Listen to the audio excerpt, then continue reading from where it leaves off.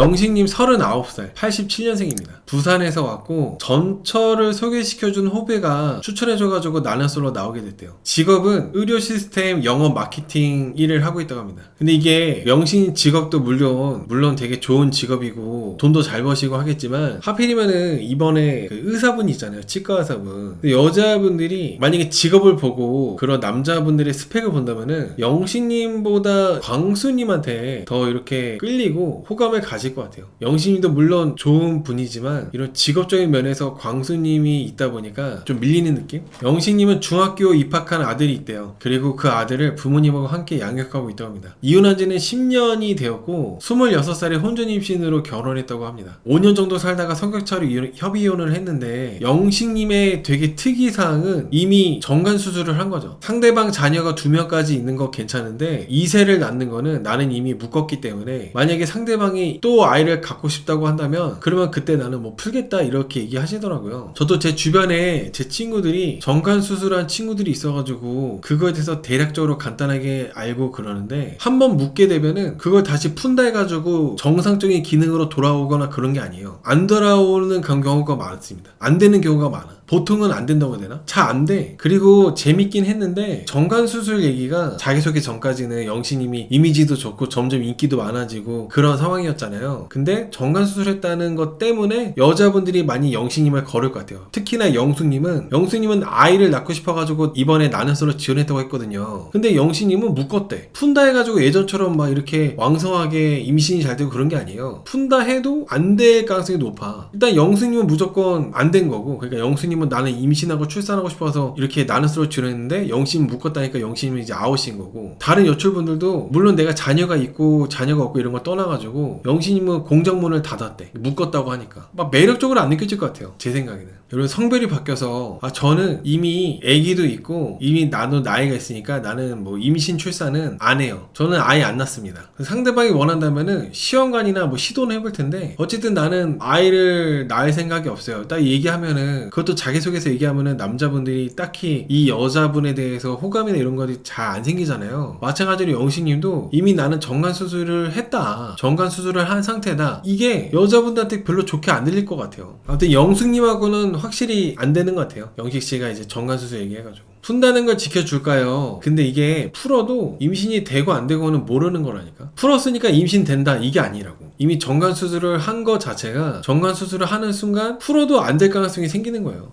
맞아요. 지져. 요즘은 정관수술을 지지는 방식으로 한다고 하더라고. 자세한 건 잘 모르는데 정관수술 아프대요. 아무튼 해본 친구들한테 얘기 들어보면은 뻐근하고 아프대. 근데 여러분 저도 정확히는 몰라요. 그냥 정관수술 한 친구들한테 들은 거라서 나도 정확히는 몰라. 내가 안 해봐서. 찾았다. 정관수술 어떻게 하냐면은 정관을 절단한 다음 묶어서 절단면을 레이저 또는 전기 소작기 일명 보비로 지지는 3중 차단으로 피임 효과를 높이는 방법으로 수술을 시행한대요. 찾았어요. 정관을 절단하고 묶은 다음에 절단면을 레이저나 전기 소작기로 지져. 그래서 3중 차단을 한다고 합니다. 보건수술에 대해서 제가 설명해드릴게요.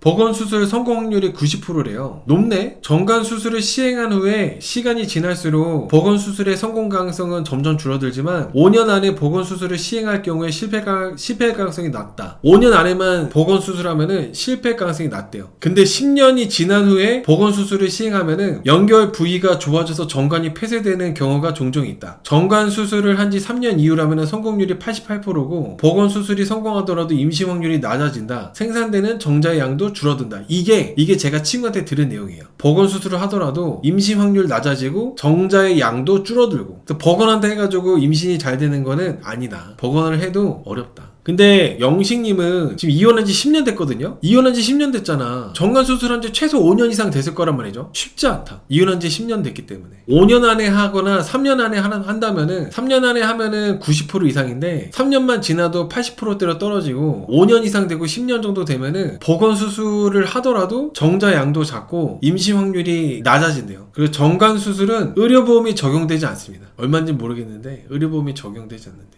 그렇죠. 아이를 원하는 여출은 영식님은 안 되는 거죠. 특히 영숙님은 자녀를 원하고 아이를 원하는 분이기 때문에 영식님에 대해서 영숙님이 호감을 갖고 있었지만은 영식님이 자기소개 듣자마자 영식씨는 이제 안 되는 거죠. 다시 복원을 해도 임신이 어려워지기 때문에 그러합니다.